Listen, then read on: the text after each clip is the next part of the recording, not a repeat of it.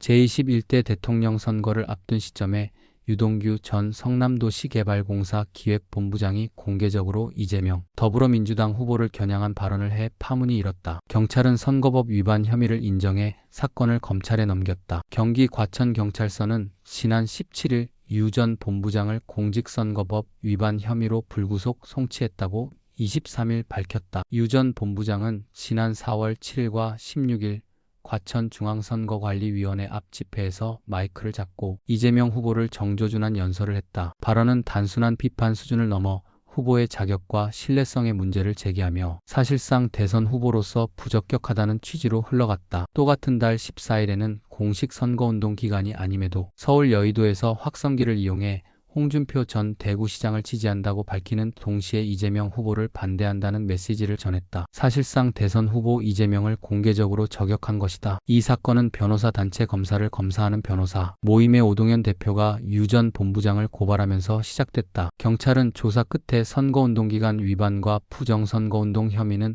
인정된다고 보고 사건을 검찰로 송치했다. 다만 발언 중 일부는 개인 의견 표명에 불과하다며 허위사실 공표 혐의는 불송치 결정이 내려졌다.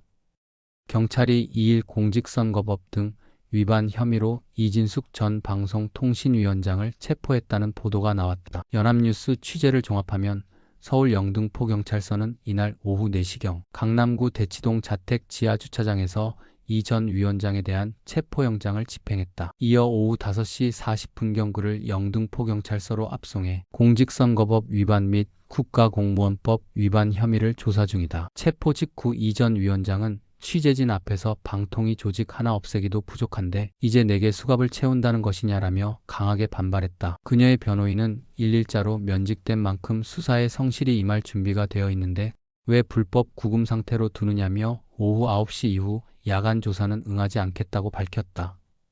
이 전 위원장은 SNS와 보수 유튜브, 방송 등을 통해 정치적 중립 의무 위반 소지가 있는 발언을 했다는 혐의를 받고 있다. 예컨대 민주당이나 좌파 집단은 우리가 상상 가능한 모든 행동을 하는 집단 등의 표현이나 가짜 좌파와 싸우는 전사가 필요하다는 발언이 거론된다. 또한 그녀는 페이스북의 방통위 기능, 마비는 민주당 책임이라고 적은 글도 혐의 대상에 포함된 것으로 알려졌다. 감사원은 7월에 그녀의 발언을 두고 정치적 중립 의무 위반이라며 주의 처분을 내렸고 민주당과 여러 시민단체가 고발장을 제출한 바 있다. 경찰 관계자는 이 전 위원장이 소환 요구에 계속 응하지 않아 법원에서 체포영장을 발부받아 집행했다고 설명하며 자택과 사무실에 소환장과 서류를 보냈지만 반응이 없었고 지난달 27일 예정된 소환 조사도 거부했다고 밝혔다. 다만 이 전 위원장 측은 그날 필리버스터 일정 때문에 국회에 있었고 불출석 사유서를 제출했음에도 체포된 것이라 반박했다. 이 전 위원장은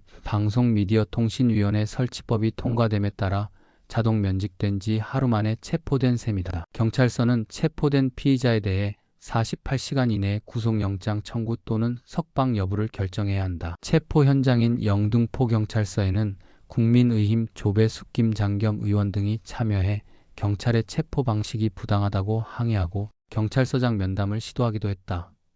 법원이 경찰에 체포된 이진숙 전 방송통신위원장의 석방을 명령하면서 이번 사안은 표현의 자유와 인신, 구금의 한계를 두고 정치권의 거센 공방으로 번지고 있다. 재판부는 표현의 자유와 같은 기본권을 제한하는 인신, 구금은 매우 신중해야 한다며 석방 이유를 밝혔다. 이미 상당 부분 조사가 이루어졌고 이 전 위원장이 성실히 출석, 의사를 밝혔다는 점에서 체포 상태를 유지할 필요가 없다고 본 것이다. 다만 공직선거법 위반 혐의의 공소시효가 얼마 남지 않았고 경찰이 신속히 조사할 필요성이 있었던 점은 인정했다. 서울경찰청은 법원의 결정을 존중한다며 향후 미체포 피의자 신분으로 조사를 이어갈 계획이라고 밝혔다. 경찰은 수사 필요성과 체포의 적법성이 모두 인정됐다는 재판부의 언급을 근거로 추가 조사와 구속영장 청구 여부를 검토할 것으로 보인다. 석방된 이 전 위원장은 경찰이 씌운 수갑을 사법부가 풀어줬다며 이재명 대통령 비위를 거스르면 누구든 유치장에 갈 수 있다는 메시지를 던지는 나라가 돼서는 안 된다고 말했다. 이어 시민들의 응원 덕분에 버틸 수 있었다며